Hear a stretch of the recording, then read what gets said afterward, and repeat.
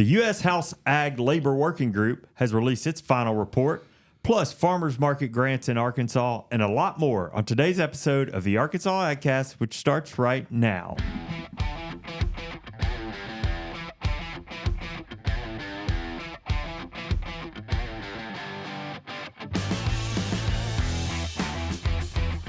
You're listening to the Arkansas AgCast, where we discuss the latest news, trends, and issues impacting Arkansas farmers and ranchers.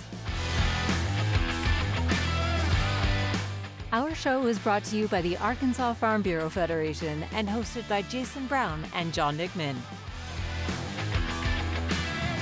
Hello, everybody. Welcome, Matthew. Matthew. Hello. Back. Yeah, glad to have you in the studio today. Looking very tropical. Yeah. Well, I'm going on vacation next week, so I'm trying to, pre-game the vibes. Yeah, I like it. I like it. You going to a beach somewhere? Yeah, eventually. We're starting at a road trip, huh? Yeah, starting in South Carolina at a national park, then ending up in Florida in Tampa area. So. Oh, cool. That's awesome. You flying out there? No, driving. Cool. So you're a big Southeast U.S. So you're starting here, actually. Yeah, I'm starting here. Road tour. That'll be fun. I've been to Myrtle Beach before. Yeah, Myrtle Beach is nice. Yeah. Going to Congaree National Park. You going to Charleston? No, we're going to go to Columbia, but not Charleston. Some of the best food I've ever eaten. Charleston. Are you going to tell me about a burger joint on a cliffside again and give me no information more than that? No, I ended up giving you information about that. That was the West Coast road trip, wasn't it? It ended up being closed, didn't it? No, yeah, it was. No, I think it was. We didn't go quite that north on the old Highway 1. Yeah. No, the close Oklahoma. Yeah, the Italian. Oh, joint. that one too. Yeah, that one was closed. That's unfortunate.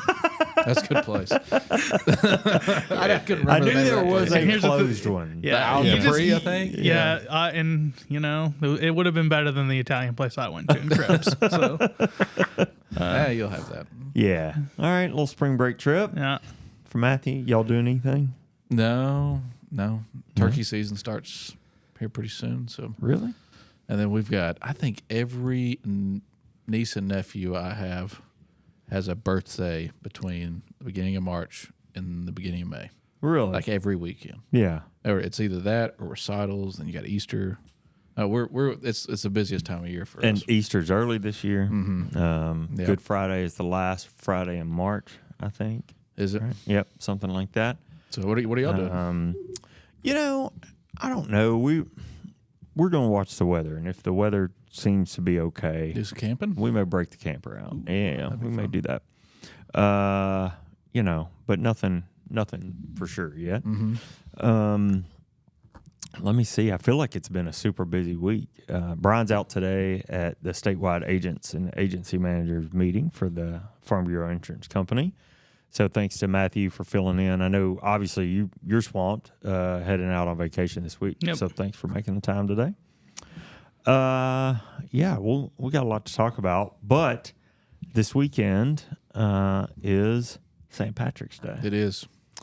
The 17th. What's Sunday. with that look? It just reminded me of that. Remember that? I mean, I don't want to.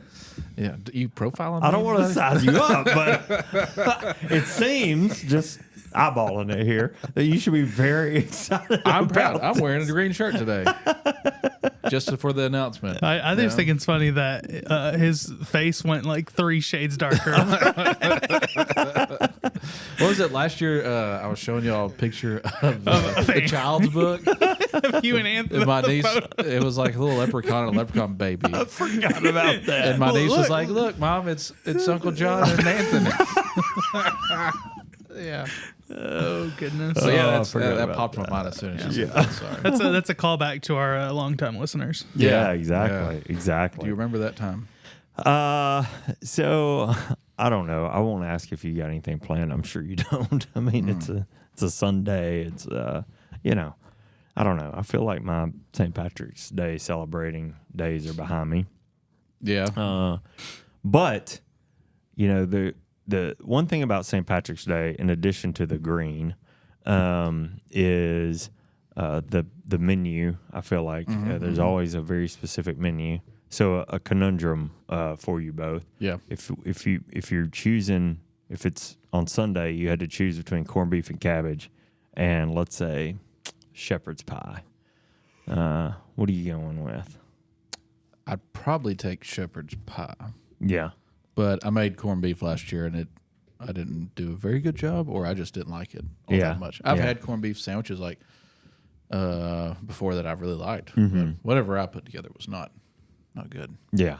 Yeah, So- I mean, I'd say shepherd's pie too. Although I like saying bangers and mash. Bangers and mash. I So didn't think about bangers and mash. that might be Yeah. a secret third option. I'm also not a fan of cabbage. You don't so like that kind cabbage? of helps me. There's a restaurant in make town them- that has smothered cabbage as a side dish. Really? It's amazing. Really? I've had buddies, my barbecue friends over the years that will, cover a cabbage head with butter and salt, pepper, or whatever, and wrap it in foil and drop it on the smoker for 6 or 8 hours. And they I've seen swear that, by that, but I've never had one. I never have either. Yeah. Every St. Patrick's Day, I'm always taken back to like grade school. Did you get pinched a lot? Well, yeah. Pronounce that again. Pinched? Pinched. Pinched. How many E's are in there? Pinched. Did you get pinched a lot? Oh, boy.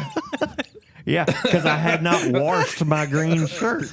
I got pinched Eat all the oranges, time. I got pinched all the time. Oh, You just wear your green on St. Patty's Day. You don't have to worry about getting pinched. I mean, this would have been a good year for it because it wasn't, on a school day. The worst was Yeah. when it was on school days. Yeah. oh yeah. No, it takes me back to we always had the like leprechaun invasion. Like we would come back in from recess or something like that. Y'all never had this, and there would be like little green footprints all over your desk. I'm Man, sorry. y'all What? had some terrible teachers. I'm gonna go out on a limb and say the teacher that didn't cause a leprechaun invasion Make my was a glasses good fog teacher. up, man. This is a poor city. Yes. God. We had a lot of leprechauns that were running around apparently. Anyway, That's I just remember culturally being insensitive or something. I don't know. I just remember being a very festive, fun time. It's a Also, leprechaun invasion. What does that even fighting them all? mean? we had teachers who liked to have fun. Ooh. That's what I'll say. Well, they Unlike you two, yeah. Well, you as a student the teachers cared about you enough to put all that to together for you. make us think that some leprechauns had run rampant in our room, turned books upside down, Man, and all kinds that's of like, stuff. well, yeah. Hey, Anyway. All right. Well, I'm sorry y'all didn't have much fun growing up. Speaking of school, though, and schools, back in October, November, last fall, I'll say, you brought a story to the show. One of us did. I think it was you. Called Brisket for the District. It was a kind of a highlight of the North Little Rock School District here in Pulaski County, who partnering up with farms in Arkansas to feed school lunches, farm to school, sort of a program. Justin Roten on our team went recently and spent some time at North Little Rock to capture that actually happening. Yeah. And it was kind of funny. So Justin went out there to kind of, tell the story in video form. Just so happened Matthew had been at a place called, he had filmed a feature, a farmer profile at Warman Farms, and found out that a lot of their cattle, their beef went to local schools. Yeah. And so Justin gets there, and turns out like the day he's there to film, like they're serving up Warman Farms. So they source from that farm. Yeah, that's one of those farms they source from. So it's so cool. But anyway, so Justin, we just put it out today, a video about the North Little Rock School District and what they're doing with this farm to school initiative. I think if I remember correctly, they plan to in this school year purchase a $250,000+ worth of animal protein from Arkansas farms and ranches to serve to their students. Just in the year? Yeah, in the school year. Yeah, and it's very cool. They bought this crazy industrial smoker. Yeah, they bought huge. They bought an industrial smoker. Sort of talked to a couple of guys who work in their warehouse who had a passion for barbecue into sort of running the thing. Yeah. So Justin's there. One day they're serving roast. The next visit they're serving barbecue ribs. I mean, and like all these are school lunches. Like these are not the school lunches that beats we square had. pizza all day. Yeah, I mean, I saw those ribs and I was like, dang, I want to eat those ribs right now. Like, what? These kids are. You're a rib guy. These kids are getting good. So if that sounds interesting, it's a very cool program. You said you had shared it out on your channels. I did too, and have already gotten a lot of feedback on that. So go to our channels and check that feature out. Yeah, that's really cool. Unique, because the farm to school program the ag department has it seems to be a little bit more geared towards like fruit and vegetables, not on purpose or not intentionally. It's just kind of where I think that movement started, and now you've got a very unique, very creative look at it. How North Rock did it, and I commend them for it. And there's the when I went and did that video with John Warmond there at Warmond Farms, the biggest issue with a school looking to buy protein is having a source that they can keep coming back to. Yeah. Oh yeah. Most cattle ranchers they're not processing enough beef to honestly supply schools. Absolutely. I think the number in that Arkansas Times story was like 8,000 students or something like that. I mean, that's a lot of meat. You need lots and lots of meat, and that's I know that's Warman Farms there. They've got themselves in a position that they can do it, but not that many beef producers can do it. And so I think that's why we're starting to see it now, because we're starting to see that market. Yeah. And to the point of the dollar sign attached to that, schools are starting to get grants where they can actually afford it. Yeah. Before they were buying frozen, probably beef patties. Yeah. But I think some of your other variables were the ability to process that. And we're starting to see, meat. And then also the schools having the equipment not only to hold it cold or freeze it, but also to be able to process it even further in their kitchens. Basically, knives. That was a problem when the farm to school thing opened up. School kitchens didn't have knives. They don't anymore, have knives or any processing anymore, equipment or anything. So those are weird hurdles that you didn't think would even exist. Well, I think that may be one key. I mean, I don't want to speak for the district because I don't know this, but I think about how they're cooking it as barbecue off site, as it were. They're that cooker is set up like at their warehouse, I think is what the video showed.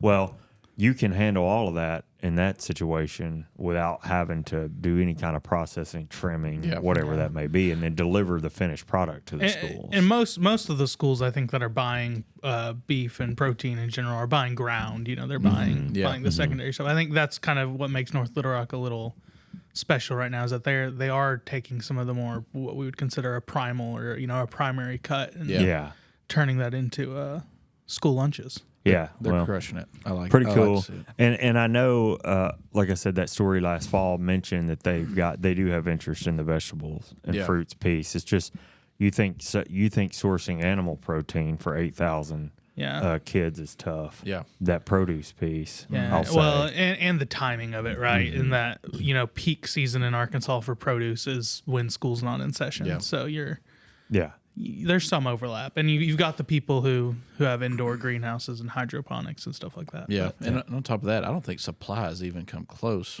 and nor will it in the near future to meeting the demand.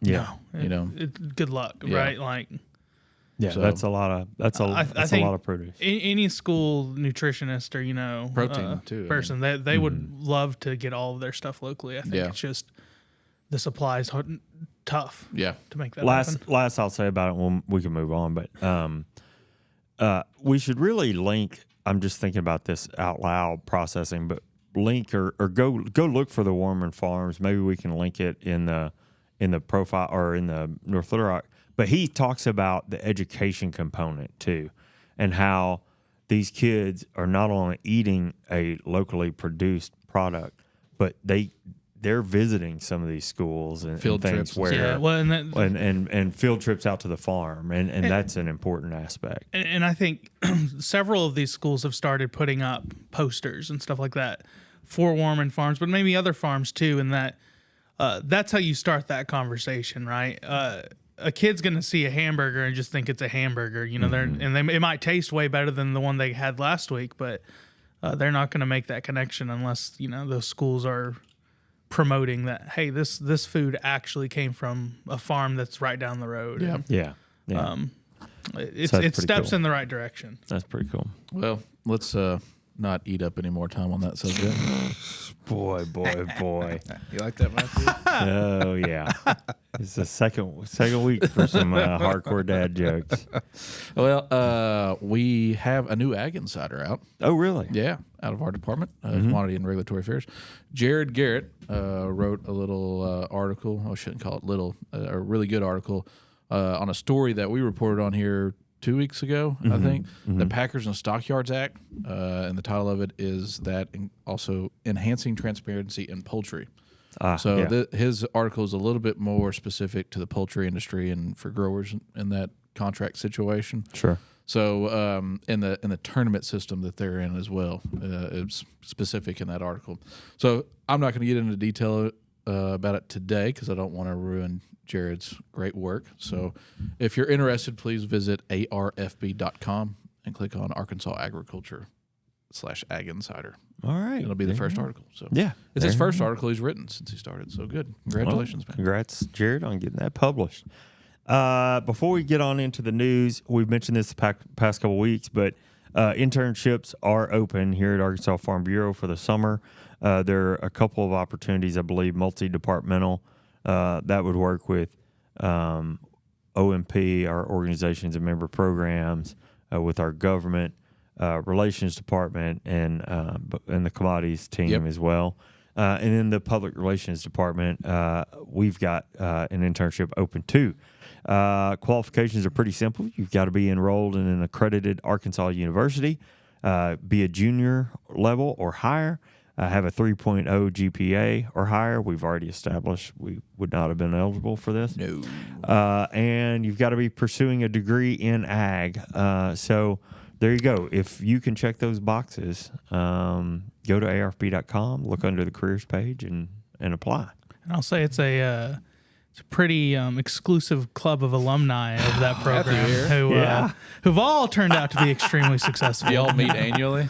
Oh yeah. We have an annual Zoom call, you know.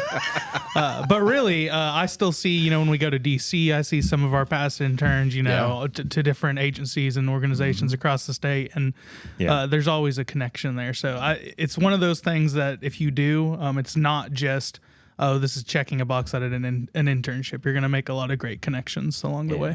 And get some good experience. I've got a buddy that works for USDA in Dallas, and he was an intern here. He's a few years older than me. Oh, really? So, yeah. I think it's pretty interesting to see those people go on to bigger and better things, or staying at Farm Bureau. Probably the least successful thing you can do after being an intern here is staying here, and that's not bashing myself, but that's saying that you should have been so good at what you did. The people who have been interns have gone on and are doing incredible things. Some big things. Yeah. Well, I can tell you, I've already been thinking through a list of stuff to do, and it's not. I can assure you, this is not a go get coffee, pick up my dry cleaning internship. You're going to do real hands-on work, produce projects and things like that. So check it out. Absolutely. Well, what about the news? Let's get into it. You want me to kick it off? Yeah, please do. Okay, it's my turn. Yep. So the Arkansas Department of Agriculture has opened up their farmers market grants. Have you heard about this? No, I've not. So on Tuesday, in partnership with the Farm Credit Associations of Arkansas, the Arkansas Department of Agriculture announced that their 9th annual Arkansas Farmers Market Promotion Program is open. The program helps build awareness for farmers markets and their vendors, as well as provides funding assistance for the state's farmers markets to serve their communities. This program is administered by the Department of Agriculture and funded by the Farm Credit Association of Arkansas. The program allows funding for the following promotional items for a specific community-based farmers market: signage that lists names, seasons, times, of operation and location details, local advertising and print, radio, and television media projects, social media campaigns as well. The program provides cost share assistance of up to 75% of the project or up to $400. All right. Oh, what I got here, buddy? No. Carry on.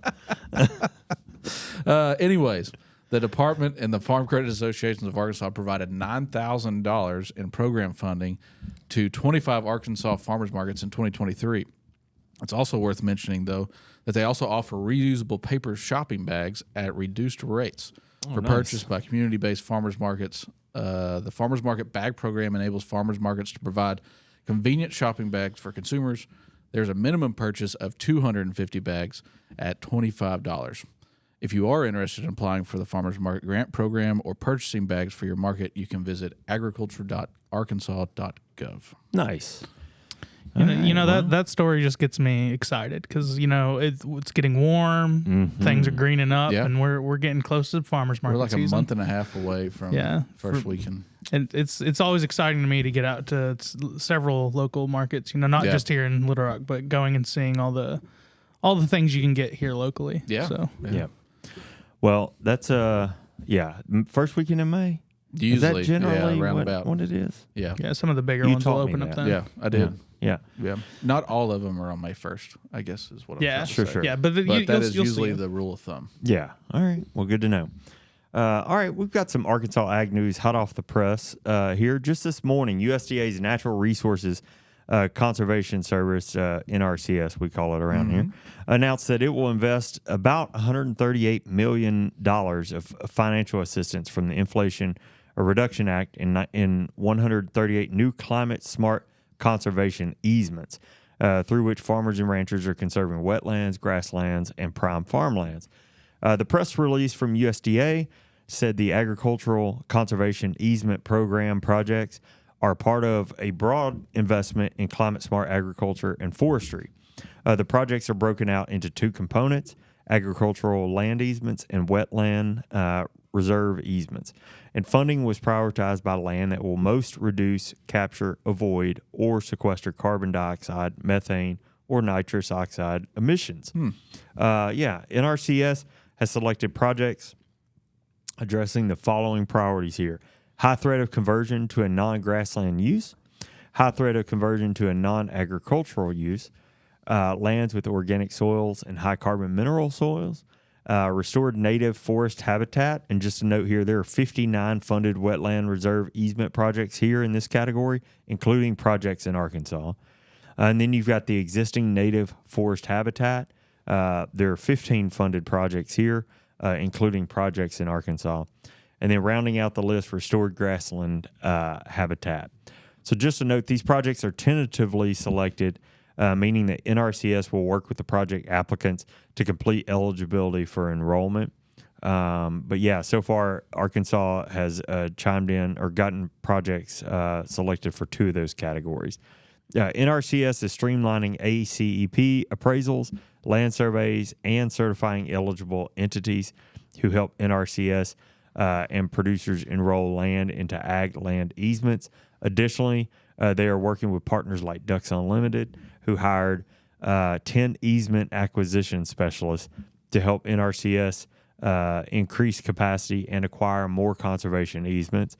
If you're interested in learning more about this funding, visit USDA.gov. That's interesting. I was kind of, while you were saying that, I wonder if any Ducks Unlimited or Delta Waterfowls get involved in this. It just kind of sort of feels like it's got that tilt to it. So big time conservation projects, and like I said, overall there were several states, a lot of SEC states, as we sometimes refer to them, named here as far as having projects selected. We'll kind of keep an eye on that, see if there's any additional news. But cool. For now, let's take a short break and hear a bit about what a Farm Bureau membership can do in your community. Your Arkansas Farm Bureau membership supports the work we do on behalf of Arkansas farmers, ranchers, and communities around the state. A $40 annual Farm Bureau membership makes a difference in your neighborhood. From youth leadership programs and academic scholarships to hunger relief and disaster support.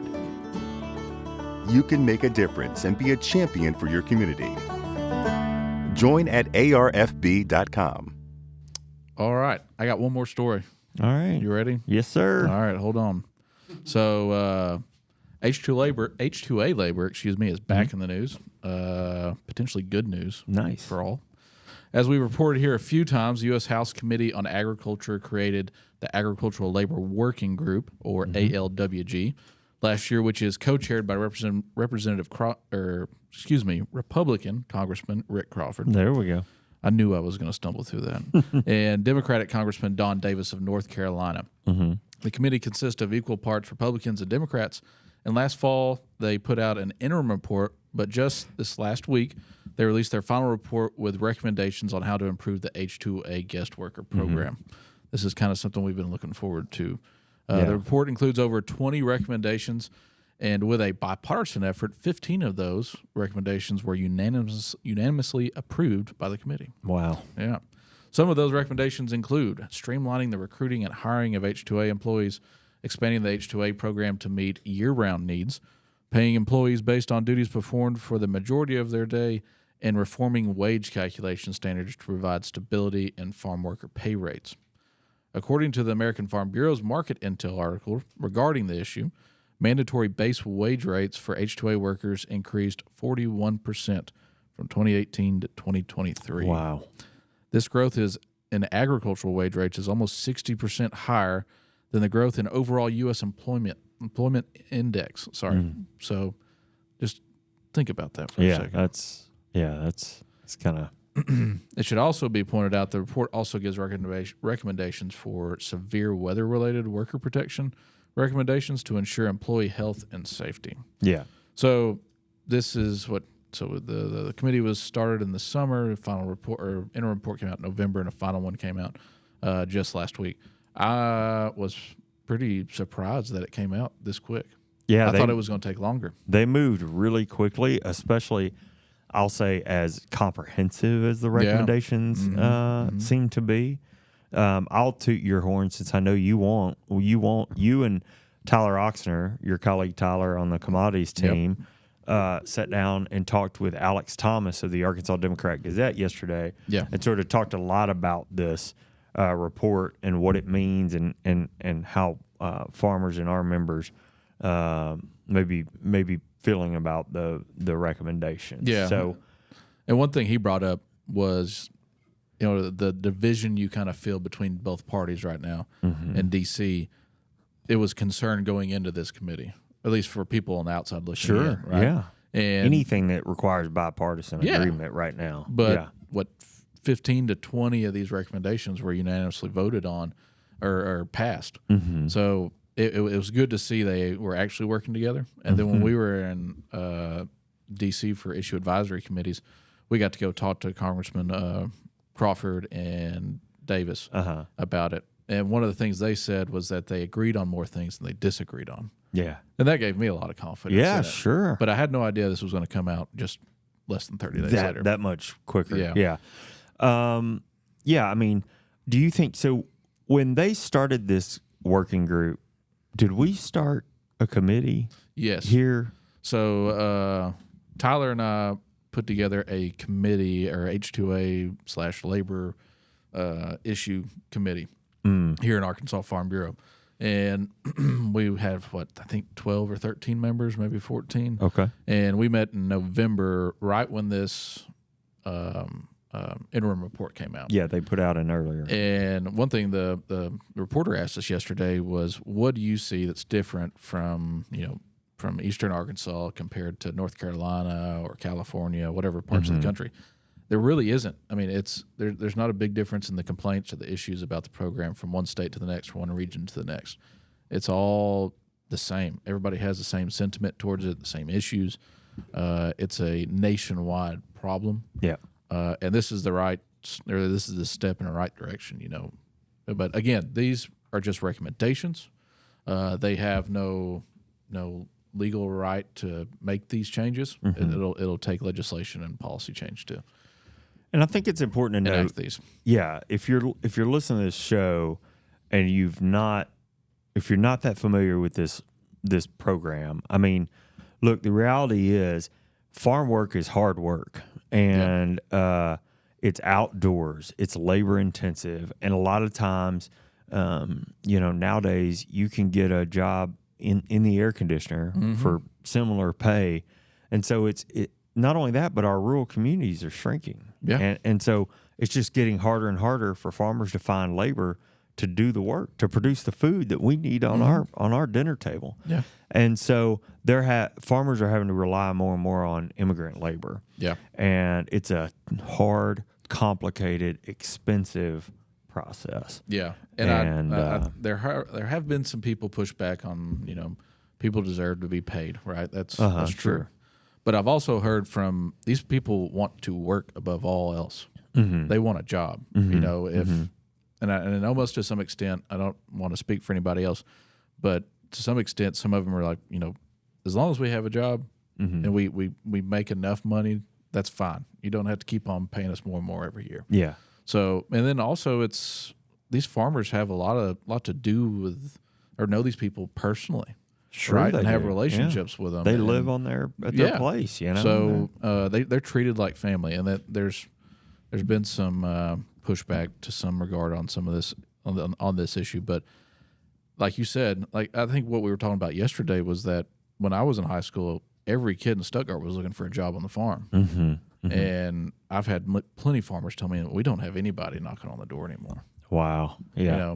I think it's universal with all farmers is that all of them would rather, first case they would want to hire, an Arkansan, somebody who's here.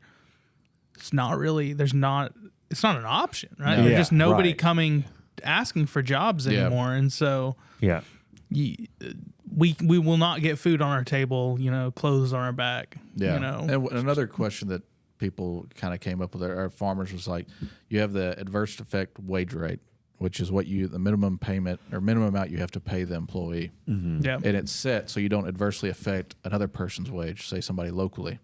But there's nobody applying for the job. Yeah, nobody. So how are you adversely affecting their wage rate if they're not applying for the job? But regardless, I didn't mention where positive. This is positive. If you want more information on it, I don't have the website in front of me, my mistake, but just Google Agricultural Labor Working Group. Also add in the U.S. House Ag Committee, and it'll pop up. Yeah, it'll pop up. Yeah. If you want to see the final report. If it's not up already, actually, I should have thought about this. If it's not up already, it'll be up by the time this podcast airs on Thursday. We're going to post it on Arkansas Agriculture, our online news portal, which you can get to by going to arcag.arfb.com. So, easy to find. Well, and so kind of related, but not really. We had a group of farmers, which you guys might have mentioned it, but in D.C. last week for the Presidents and Leaders tour. And something I came away from several farmers who were there with us talking was it's good to know that they're not perfect there in D.C. They're not doing everything like, farmers in agriculture might want, but there's definitely people there working, trying to make things better. Yeah. So I think this is a good example of, a bipartisan thing. There was people on both sides of the aisle trying to improve the lives of farmers. Yeah. Things just work slowly. And they were transparent. They listed the recommendations that were accepted unanimously, the ones that were accepted by a majority, and then the ones that weren't accepted. Yeah. So, and that was the smallest number. I mean, clearly they were a productive group, and like you said, it's just encouraging to see. Across parties, they both had the same issues with it. Yeah, the program, as it exists today. And so glad to have Congressman Crawford and Arkansan working on that, and somebody who could, who we had the direct ear of, Arkansas farmers, able to have that direct connection with a congressman. And that was part of the reason we started that committee. It was like, all right, we have an opportunity to put in comments directly, and show our opinion. And Congressman Crawford's office did come to our meetings, and they were a big help for us. Miss Sherry, Joe, and a few others were really, really good to work with. Yeah. Great to work with. Yeah. All right, that's a good one. I've got one more before we get out of here. Okay. Last week we talked about the governor's direction to review the state's levee system as part of that executive order she signed last year to update the state's water plan. Well, that water plan work is back in the news this week, as it may be. You may recall the Arkansas Department of Agriculture is leading that work to update the Arkansas State Water Plan and developing the state's first ever statewide flood plan. As part of that work, the Ag Department will hold public meetings to engage stakeholders in identifying current water issues, needs, and best practice solutions. The first meeting will be held March 26th from 2 to 4 at the University of Arkansas System Division of Agriculture Cooperative Extension offices here in Little Rock. There will be a second meeting the next day, March 27th, again from 2 to 4 at the Don Tyson Center for Ag Sciences in Fayetteville. Additional public meetings will be held over the course of the planning process, but no details were available when we wrote this story today. To update the Arkansas Water Plan and the statewide flood plan, the Arkansas Ag Department is working in collaboration with the U.S. Army Corps of Engineers. According to the state's release, the purpose of the Arkansas Water Plan is to conserve and protect the state's water resources with a long-term goal of sustainable use to maximize the environmental and economic benefit of the state of Arkansas and the health and well-being of its citizens. So, representatives from all water use sectors are encouraged to participate in these meetings. If you've got a question or need more information, give Ryan Benefield at the Arkansas Ag Department a call. Ryan, I'm not going to give your phone number over the air here. Yeah. But yeah, call the Ag Department, ask for Ryan.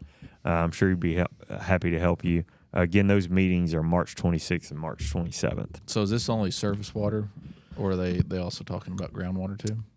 You know what? I'm not real sure. This release did not go into that. I would have to go back into that initial executive order language, I think. But yeah, I'm not real sure, and I apologize for that. But no problem. But yeah, the levee systems, I think, were a new addition. We're a new addition. That's what we reported on last week. Initially, this was just to cover the state water plan, and I think the levee systems, sort of came up in that work. So anyway, cool. All right. Well, that's what we got. How about you, Matthew? What you got for us, buddy? Well, I always like talking about food when I come on here. Yes, sir. Especially restaurants. I'm a big restaurant eater. And one I was going to bring up that's opened semi-recently. It's been open for a few months. But you guys, you heard of the Preston Rose, their farm and brewing place there? It's near Paris. I have heard of that place. I've not been there. So they've had this, venue where they do, they brew different beers, and I know they have wines and lots of local foods and stuff. Well, they just opened recently the Preston Rose Town Bistro. And it's in Clarksville, and it's a completely farm-to-table restaurant. Cool. Interesting.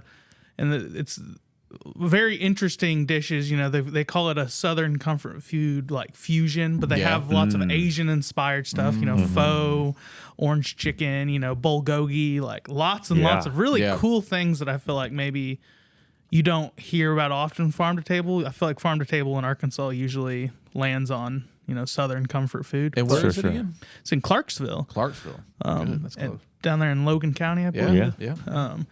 And it's, I'm going to be honest, I haven't eaten there yet, but I've seen all their photos on social media, and like, if you want to get drooling, get on social media. Have you been to the original? Yeah, so I've been to the Preston Rose. So you can vouch for that. Yeah, and it's cool. They're really nice people, and I'm excited that they're kind of venturing out into a more complete restaurant experience. And I'm excited to for whatever reason be near Clarksville to get a bite to eat. I like some pho. You like pho? Yeah, and what's funny about that is the other day one of the food writers in town asked on social media, what's a restaurant you miss in Arkansas you wish would come back, or Central Arkansas? And, there's always going to be the 80,000 people that say Sirloin's Inn and Casa Bonita or whatever. Yeah. But one that came up a lot, speaking of that that fusion that you just mentioned, Matthew, was Southern Gourmasian. Do you remember that place? I do not. It was a food truck and then eventually became a brick and mortar. Where was it? Downtown on 4th or Capitol. But he had a food truck that was super popular.